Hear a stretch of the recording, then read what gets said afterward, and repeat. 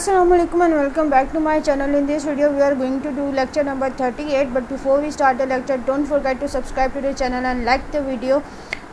इससे पहले वाले लेक्चर में हमने थोड़ा बहुत कंजर्वेटिव फील्ड के बारे में पढ़ा था। अब यहाँ पे हमने उसको डिटेल में पढ़ना है और फिर उसका प्रूफ भी करना है, ठीक है।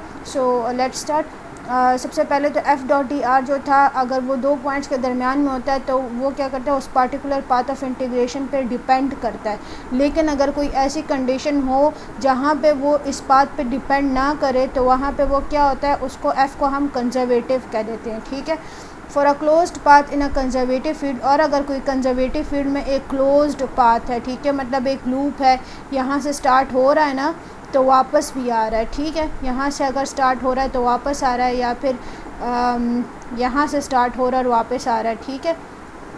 तो अगर ये वाली फील्ड इस तरह की हमारे पास है तो उस पर f.dr अगर हम करते हैं तो वो किसके इक्वल आता है, 0 के इक्वल आता है। क्योंकि देखें यहाँ से पॉजिटिव डायरेक्शन और यहाँ से नेगेटिव डायरेक्शन और इसका मैग्नीट्यूड बिल्कुल सेम होगा, तो वो दोनों एक दूसरे को कैंसिल करके हमारा रिज़ल्ट क्या आएगा, 0 आएगा, ठीक है। अब इफ़ द फील्ड, ये आपको प्रूफ मैंने लास्ट लेक्चर में बता दिया था, ठीक है, कि f.dr जो है वो हमारा 0 आ जाएगा। अगर नहीं आता है तो उसको एक नज़र लास्ट में देख लें, मैंने एक्सप्लेन कर दिया था। अब हमने क्या करना है, this result hold only good for closed curve and when a vector field is conservative field.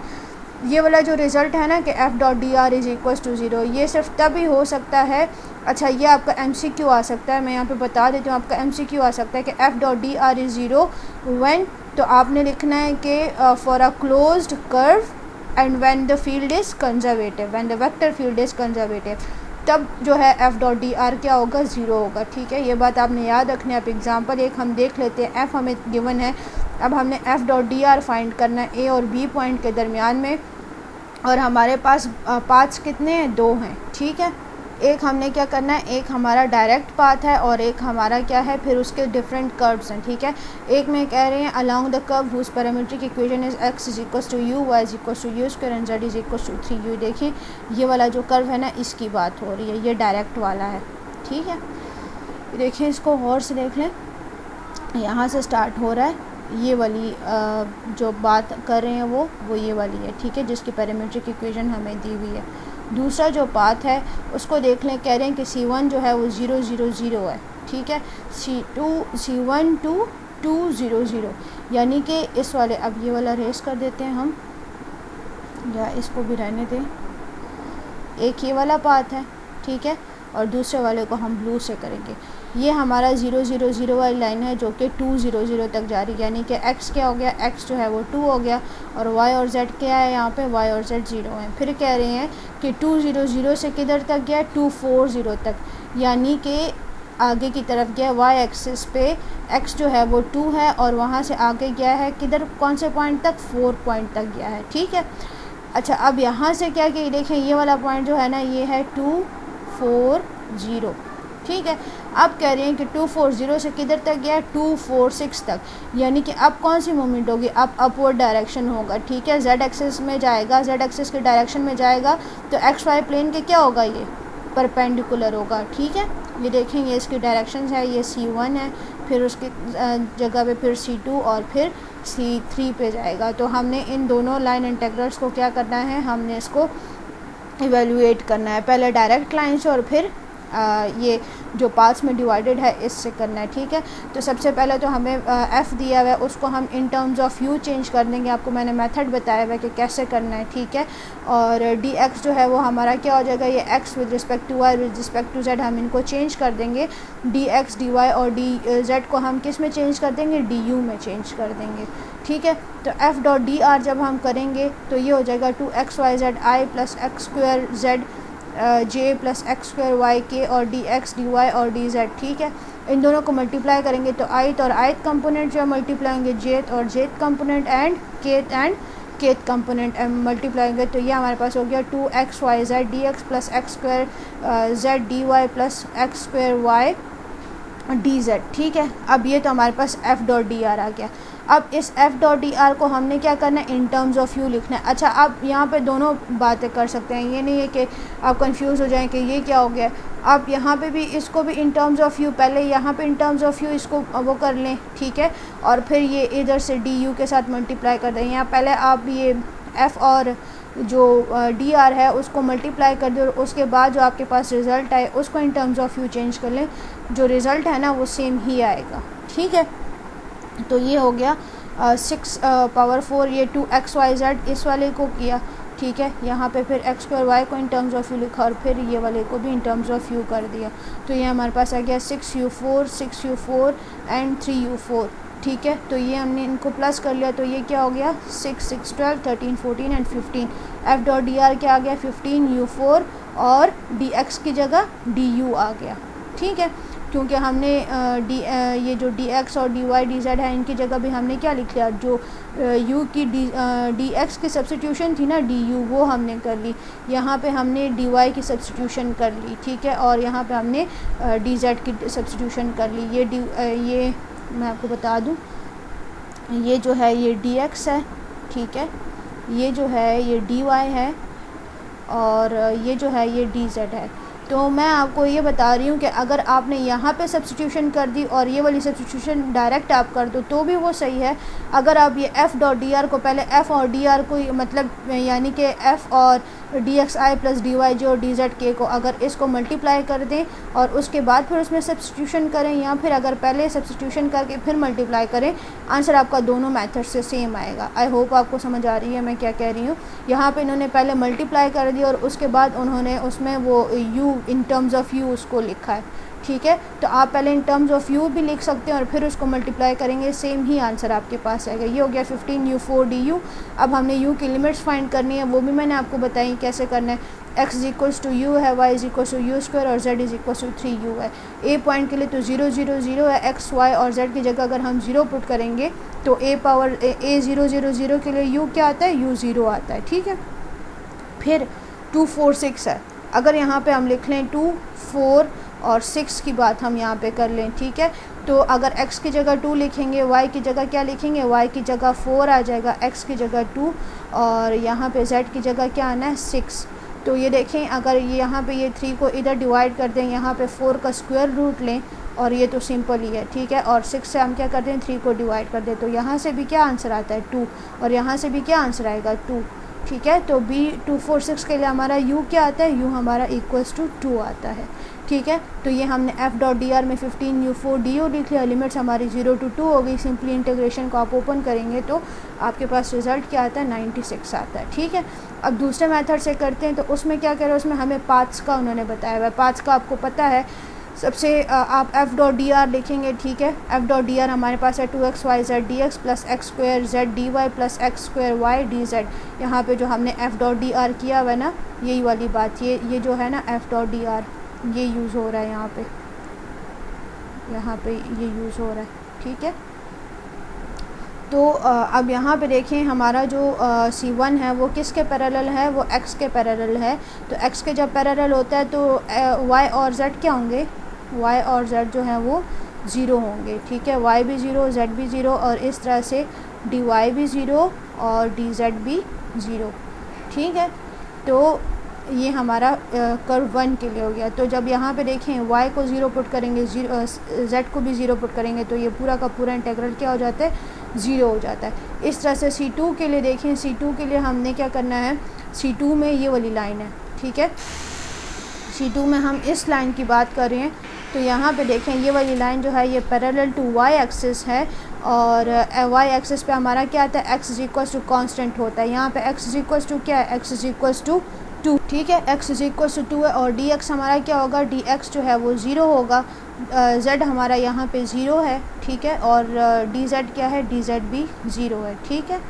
तो ये हमने अब यहाँ पे सब्स्टिट्यूशन कर दी। यहाँ पे भी जब हमने इस वाली फॉर्म में इसमें हमने सब्स्टिट्यूशन की है तो x इज इक्वल्स टू अगर हम 2 लिख भी लें तो y और z जो है वो z और dx 0 है, z 0 है और इसके अलावा z भी 0 है। तो देखें यहाँ पे dz है, यहाँ पे भी z है और यहाँ पे भी z है, तो ये पूरी की पूरी हमारा जो फॉर्म है ये किसके इक्वल हो जाएगी, 0 के इक्वल हो जाएगी, ठीक है।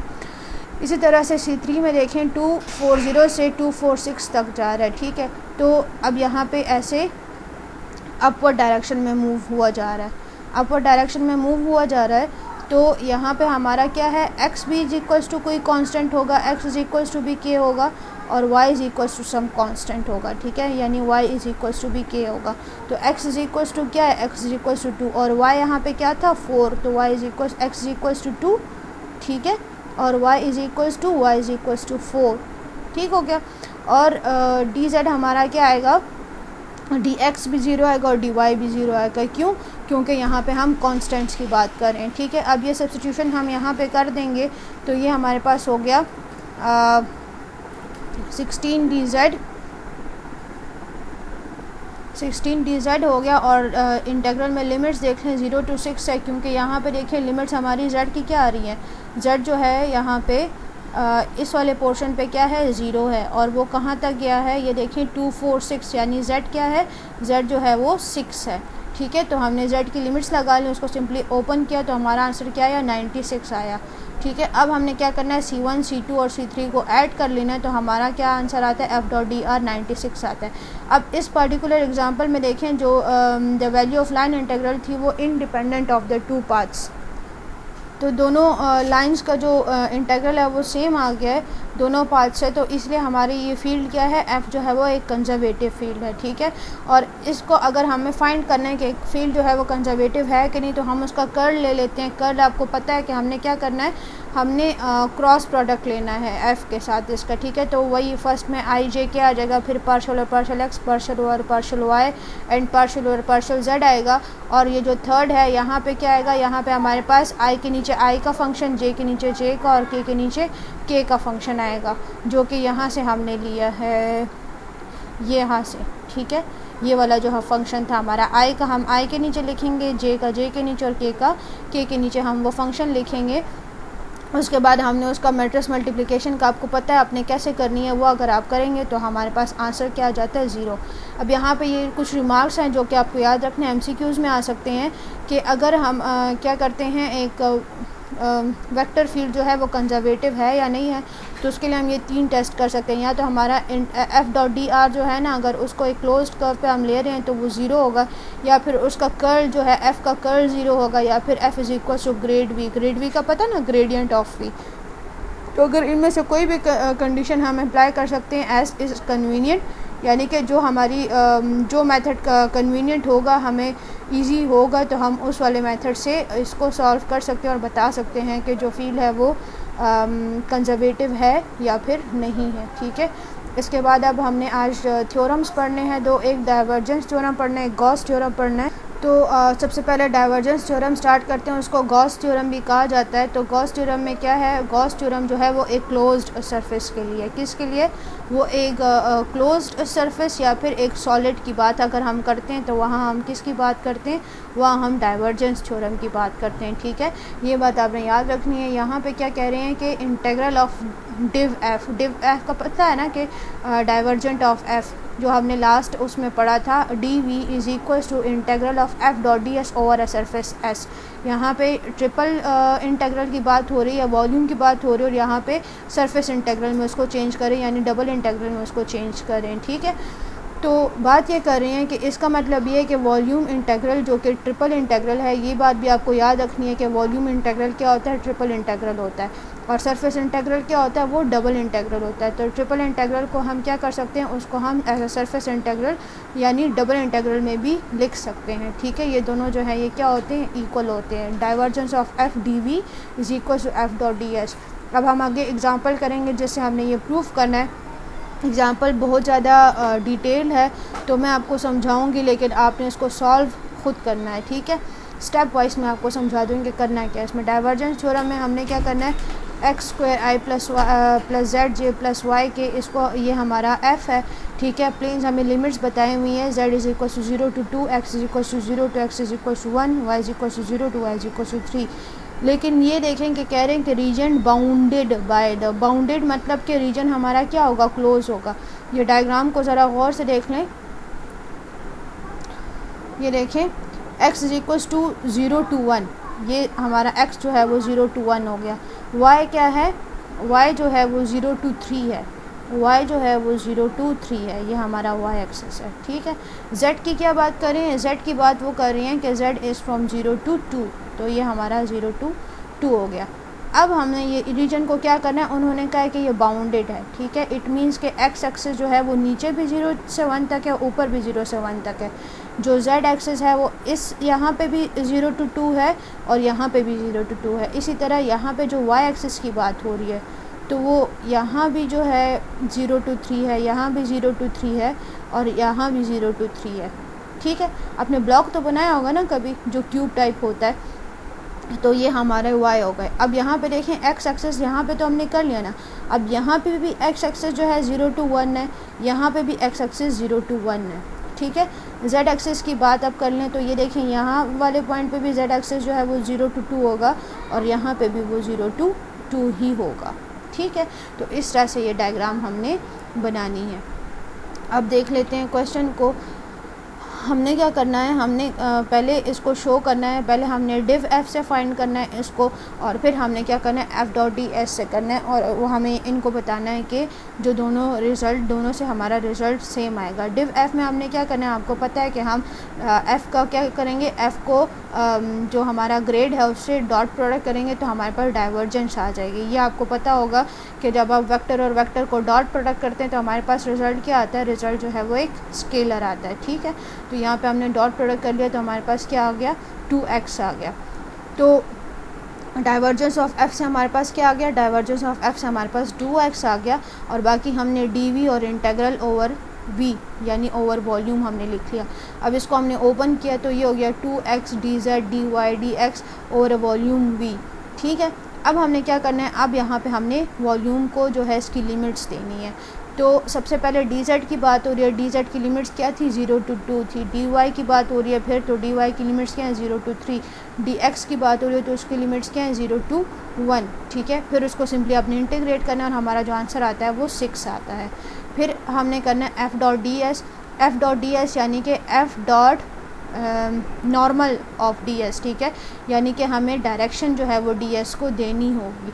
तो अब डायरेक्शन जब हमने ds को देनी है, आप इस ब्लॉक को देखें तो इसकी कितनी साइड्स हैं। जब हम एक क्यूब या एक बॉक्स की बात करते हैं तो उसकी कितनी सरफेसेस होती हैं, एक सरफेस ये है, ठीक है, एक सरफेस ये नीचे वाली है, ठीक हो गया, एक ये वाली सरफेस है, एक ये पीछे वाली सरफेस है, एक ये आगे वाली सरफेस है ये वाली, ठीक है, और एक ये वाली साइड की सरफेस है, ठीक है। तो टोटल कितनी सरफेस हो गई, ऊपर की सरफेस, ये नीचे की सरफेस 1, ऊपर की 2, यहाँ पे 3, इधर ये सरफेस 4, ठीक है, ये आगे की सरफेस 5 और पीछे वाली सरफेस 6, ठीक है। अब इन सरफेसेस के ज़रिए हमने क्या करना है, इसको इंटीग्रेट करना है, और S1 S2 S3 as shown हमने क्या करना है, हर एक सरफेस के लिए सेपरेट हमने इसको इंटीग्रेट करना है, ठीक है। सो S1 हम करते हैं, S1 इज़ बेस यानी कि नीचे वाला हम कर रहे हैं, तो राइट हैंड रूल से नीचे वाले की डायरेक्शन क्या आएगी, प्लस की आएगी या माइनस की आएगी। राइट हैंड रूल से जब आप करेंगे ना, राइट हैंड रूल आपको पता है इस तरह से होता है, तो राइट हैंड रूल के अगर आप फिंगर्स वो करेंगे तो आपकी डायरेक्शन क्या आएगी, वो डाउनवर्ड आएगी, यानी कि क्या होगी, वो -k होगी, ठीक है। तो यहाँ पे हमारे पास z इज़ इक्वल्स टू 0 है, बेस पे हमारे पास z 0 है, और n क्या है, n जो है वो -k के इक्वल है, ठीक है। f of x i plus y k में हम क्या कर लेते हैं, d ऑफ s1 हमारा आता है dx dy, ठीक है। तो अब हमने लिख लिया इसको s1 x square i plus y k, और z की जगह हमने क्या लिख लिया, dz माइनस k लिख लिया हमने, ठीक है, और dy dx। n की जगह हमने क्या लिखा, n की जगह हमने लिखा -k, और ds हमारा किसके इक्वल था, ds जो है वो dy dx के इक्वल है। क्यों, क्योंकि हम क्योंकि हम z की बात कर रहे हैं, तो s हमारा किसके इक्वल होगा, dy dx के इक्वल होगा, ठीक है। फिर हमने लिमिट्स दे देनी है और उसको इंटीग्रेट करना है। इसी तरह S2, अब टॉप की बात हो रही है, तो अगर हम राइट हैंड रूल के हिसाब से करें तो हमारी डायरेक्शन जो है वो अपवर्ड जाती है, ठीक है।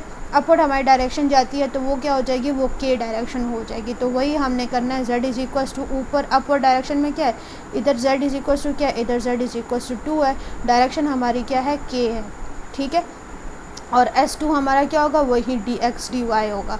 इसको हम अब f डॉट n ds में पुट करेंगे और s हमारा क्या होगा, S2 होगा, ठीक। एक्स स्क्वायर आई plus Z J plus y के डॉट एन की जगह हमने क्या लिख लिया के, और डी एस की जगह हमने लिख लिया d y d x. Limits आपको पता है कि डी वाई की क्या है 0 to 3 और एक्स की क्या है 0 to 1 है। इसी तरह से S3 को भी क्या करना है, S3 को भी इसको आपने आप खुद सॉल्व करना है। दो के मैंने क्लियर कर दिए हैं। अब आगे वाले आपने देखने हैं, राइट हैंड पे अब S3 है, इसकी बात हो रही है, ठीक है। आप सिंपली एक बॉक्स अपने पास रखें ना और राइट हैंड रूल से उसको देखें तो आपके पास आएगी डायरेक्शंस। अब इस डायरेक्शन की बात हो रही है, ठीक है। तो ये वाली डायरेक्शन किसकी है, ये वाली डायरेक्शन जो है ये y की डायरेक्शन है, और y की डायरेक्शन किस में आ रही है, पॉजिटिव में आ रही है। इट मीन्स j जो है वो पॉजिटिव है। इसी तरह से ये वाली डायरेक्शन होगी तो यहाँ पे क्या होगा, यहाँ पे -j होगा, ठीक है। अब इस वाली डायरेक्शन की बात होगी तो यहाँ सामने वाली डायरेक्शन पे i जो है वो प्लस होगा और बैक साइड पे i जो है वो -i होगा, ठीक है। तो इसी तरह से आपने ये सारी वैल्यूज़ पुट करती जानी है और आपके पास ये हर एक सरफेस का आंसर आ जाएगा। जब सारे सरफेसेस के आंसर आ जाएंगे तो फिर हमने क्या करना है, एफ डॉट डी एस हमने सबको प्लस कर देना है, तो हमारा रिज़ल्ट क्या आता है 6। और इस क्वेश्चन को मस्ट आप कॉपी पे सॉल्व करें ताकि आपको ये क्लियर हो, ठीक है। तो इसलिए हमारा जो पिछला भी हमने डाइवर्जेंस फाइंड किया था वो भी 6 था। अब देखें एक मेथड कितना लेंथी था और दूसरा कितना इजी था, ठीक है। तो आपको जो भी मेथड जिस टाइम पे जो कन्वीनियंट हो वो वाला मेथड यूज़ करके आप रिज़ल्ट जो है वो ले सकते हैं, ठीक है। इसलिए हमें थ्योरम्स दिए गए हैं कि हम अपने टाइम को सेव करने के लिए कोई भी जो है सरफेस इंटीग्रल को वॉल्यूम में चेंज कर दें या फिर वॉल्यूम को सरफेस इंटीग्रल में चेंज करके सॉल्व कर लें। अब यहाँ पे देखें सरफेस इंटीग्रल हमारा लेंथी हो गया था जबकि वॉल्यूम के ज़रिए हमने इजीली इंटीग्रेट कर लिया था। तो इस तरह से आप कन्वर्जन जो है वो कर सकते हैं। अब स्टोक्स थ्योरम की बात करते हैं। स्टोक्स थ्योरम में ये कह रहे हैं कि curve f dot d s is equals to close loop of F dot D r, ठीक है। क्लोज्ड कर्व है एफ डॉट डी आर के।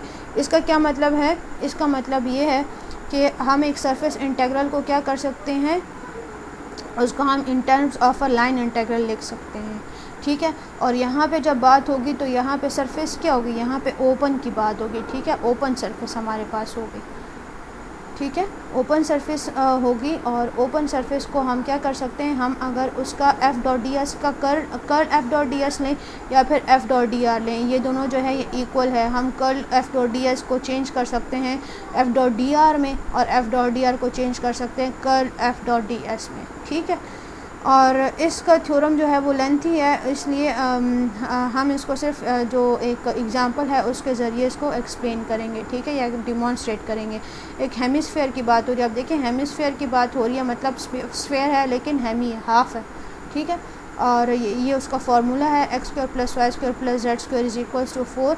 एक वेक्टर फील्ड है हमारे पास एफ और ये एक सरफेस पे जो है क्या कर रही है, एग्जिस्ट कर रही है और अराउंड इट्स बाउंड्री सी, और इसकी बाउंड्री क्या है सी, और सी बाउंड्री हमें क्या बताई हुई है, ये हमारी बाउंड्री है x square plus Y square plus z square is equals to 4, ठीक है। Verify Stokes theorem that. अब स्टोक्स थ्योरम ने हमने वेरीफाई करना है, हमने कर्ल भी फाइंड करना है इसका और एफ डॉट डी आर भी फाइंड करना है, ठीक है। सबसे पहले हम क्या करते हैं, F dot D R find करते हैं। उसमें हमारे पास सरफेस दी हुई है और उसके अलावा एफ़ हमारे पास है, ठीक है।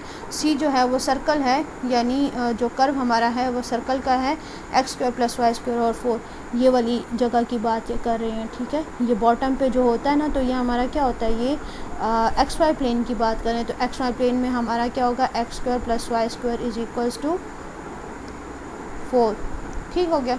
अब हमने क्या करना है, integral of F dot D R over a closed curve C, ठीक है। क्योंकि देखें कर्व तो हमारा क्लोज है ना, लेकिन स्फेयर जो है वो सरफेस उसकी ओपन है लेकिन कर्व जो है वो क्लोज्ड है।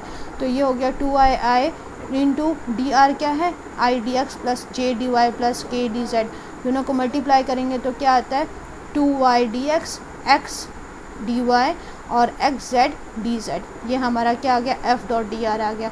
अब देखें चूँकि यहाँ पे हमारे पास ये जो है ये स्फेरिकल स्फेयर है तो लेकिन यहाँ पे हम बात किसी कर रहे हैं, एक्स वाई प्लेन की कर रहे हैं, ठीक है। और यहाँ पे हमारा z क्या है, 0 है, तो हम इसको सिलेंड्रिकल पोलर कोऑर्डिनेट्स पे भी कन्वर्ट कर सकते हैं, ठीक है।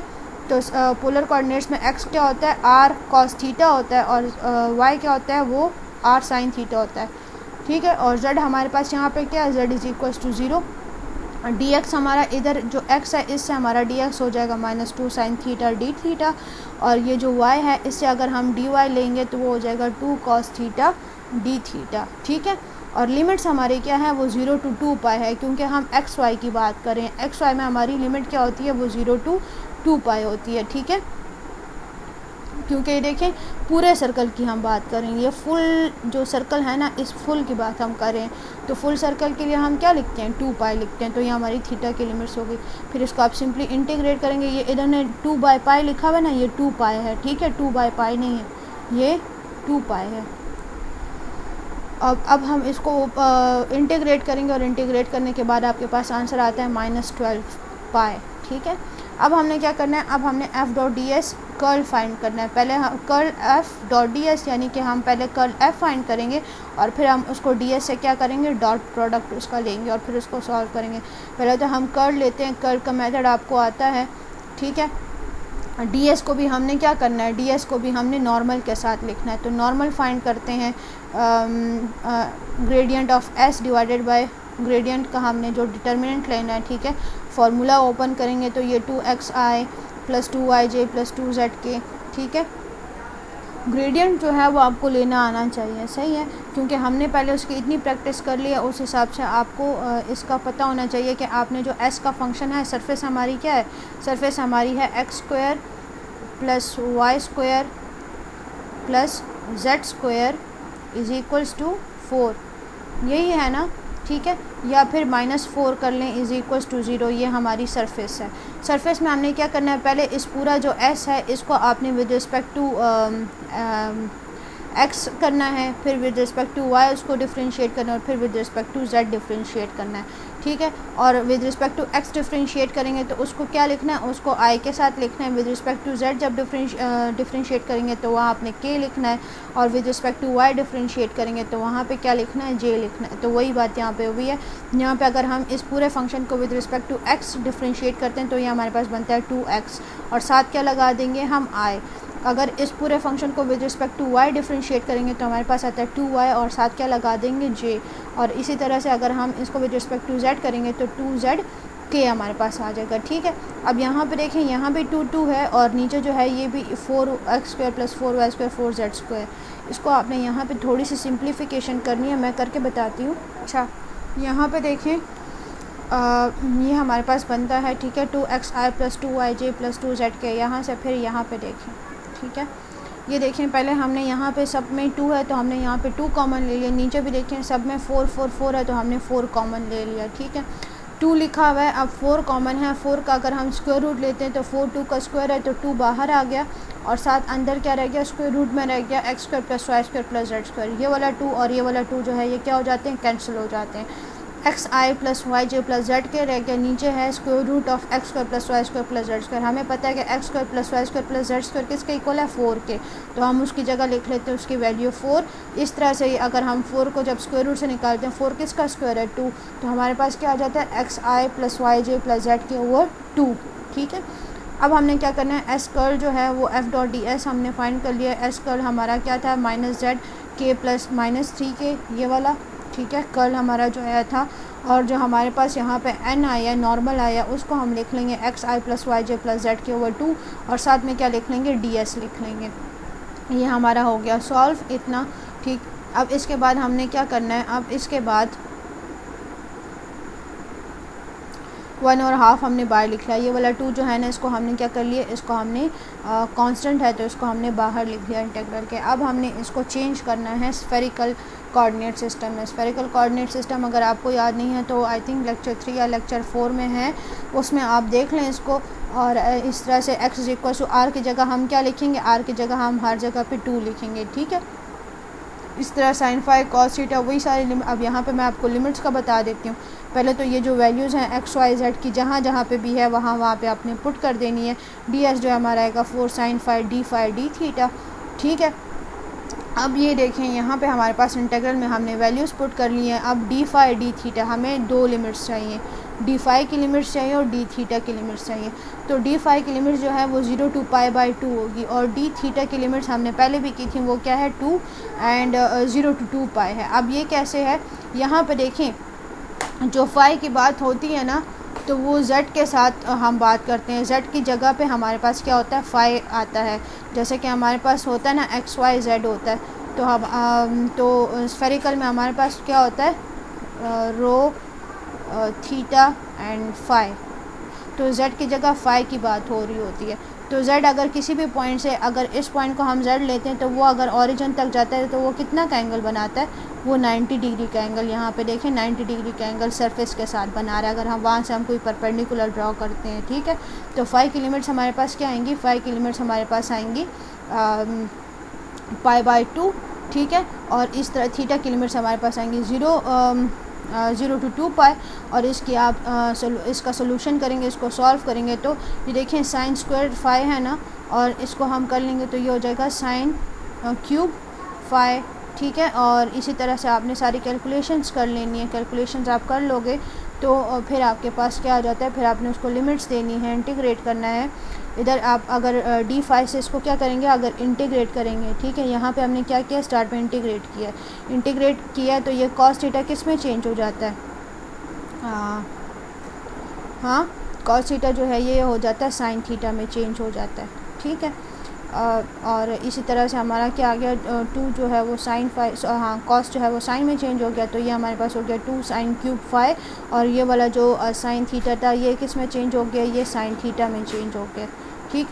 या साइन थीटा वैसे ही रह गया क्योंकि हम डी फाई को हम करें ना, डी फाई को इंटीग्रेट करें तो सिर्फ हमने फाई की वजह उसको इंटीग्रेट करना है, इसलिए इसमें ज़रा कंफ्यूज नहीं होना। मैं थोड़ा सो गई, लेकिन खैर यहाँ पे पहले हमने डी फाई को किया है, ठीक है। डी फाई को इंटीग्रेट करें तो यहाँ पे जो कॉस फाई है ये हमारा क्या होगा, ये हमारा इंटीग्रेट होगा। कॉस फाई इक्वल होगा साइन फाई के, तो साइन हमारे पास 2 हैं ऑलरेडी, तो ये हो जाएगा 2 साइन क्यूब फाई, ठीक है। Sine theta as it is आ जाएगा। और यहाँ पे भी हमारे पास वही होगा, जो वो है कॉस फाई है वो किस में चेंज हो जाएगा, साइन फाई में चेंज हो जाएगा। और इसी तरह हमारा क्या आ जाता है, ये 3 साइन स्क्वायर फाई आ जाएगा, और डिवाइडेड बाय 3 और डिवाइडेड बाय 2, ठीक।